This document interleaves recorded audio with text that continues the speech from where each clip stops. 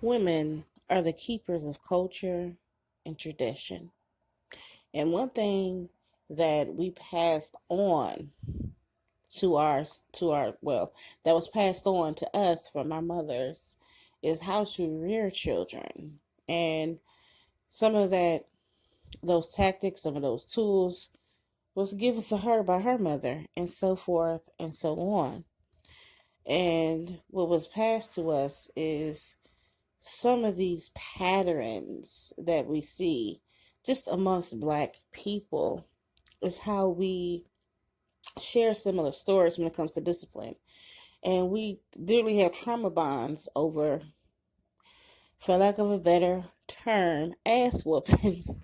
And when that physical discipline happens, like the method, the reason, the things that are said to us is seems to be like a format or some type of formula that most black mothers follow, because the black mother is the most, like, I guess you would say, act out and the most imitated, you know, mother on the face of the planet. And primarily the ones that are imitating or portraying the black mother is usually black men.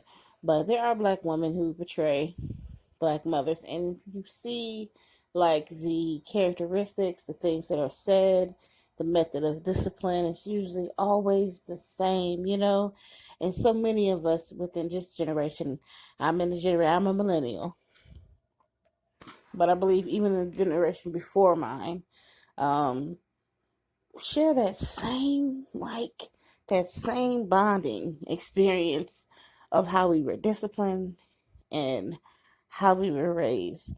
And a lot of us don't even have a lot of negative, like, we don't have any negative ideas, or we don't respond to that negatively. We just see that as a norm, right? Like, this is a normal response, but then we gauge it. So it's like a spectrum. So if you whip your child with a belt, an extension cord, the little thing, the little blind, the thing that opens up the blinds and closes the blinds, or the most famous one, the switch, where you go out and pick your own switch, people will gauge that as pretty normal. Like, people won't really bat an eye to that. But if you say, "Oh yeah, my mom, she tied me down, um, and then she took like a something hot, and then she burned me with it," and people are like, "Ooh, that's crazy. That's a bit much. Now that was wrong. She shouldn't have done that. Oh, you was abused. But really, all of it was abuse. Like, I'm laughing at it because we literally like have a threshold, but it's like we don't keep in mind that we were children, and we're talking about physical punishment for a child, but we give like a threshold with it. Like, okay, we agree that you should be able to hit your kids, but like some of it goes too far. You know what I'm saying?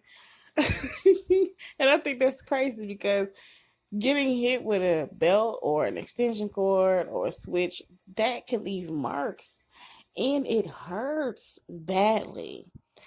And it has been like proven to be kind of ineffective, like, even especially for kids. And this, like, the generations that we're raising, Generation Z, whooping them is just really not the answer. I mean, for us, you know what I'm saying, it really wasn't the answer either. But I think you can get a lot through a child, and you can get to a child, and you can get their behavior to change without hitting them. And a lot of that comes from, I hate to say it, the plantation. Okay. And some of this is methods used for survival. But like, I just think it's crazy how we have like this idea, okay, that's too much. You know, you be getting hit. We got hit upside the head. We got knocked down. Like, we used to get hit, like physically abused. but we don't really feel badly about it. Like we don't hold any grudges against our parents. We see that as a norm.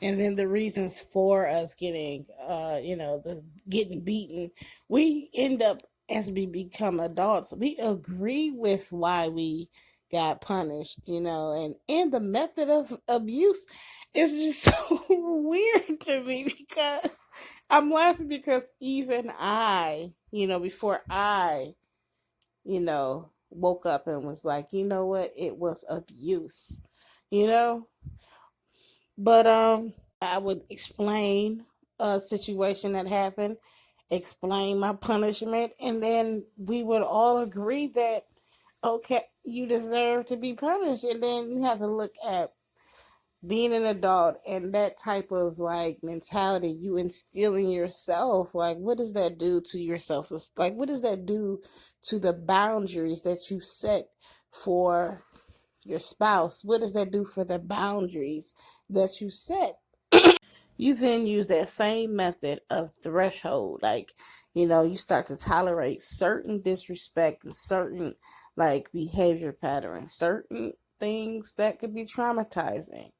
But you give yourself a gauge, you give yourself a threshold. This is when you're not over the abuse. This is when you have not evaluated the troublesome parts of your childhood. You have not evaluated the toxicity within maybe some of the ways that you were raised and the methods that were used to discipline you, the instructions that were given to you on how you should carry out and discipline your children. If you have not evaluated that, then the boundaries that you set when it comes to your personal well-being, your personal happiness, your body, your mind, you have a threshold.